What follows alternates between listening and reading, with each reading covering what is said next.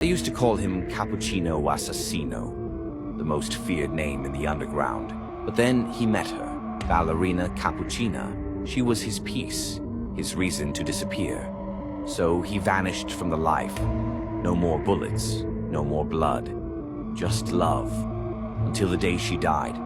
She left him only one thing, a final gift, not fortune, not weapons, but a pet shark in Nike boots. Tralalelo tralala. It was all he had left. Then one night, they came. They asked for his car. He said, "This car has no price." So they took what he didn't expect. And now, Cappuccino Assassino is back. Not for revenge, but for balance. And this time he won't miss.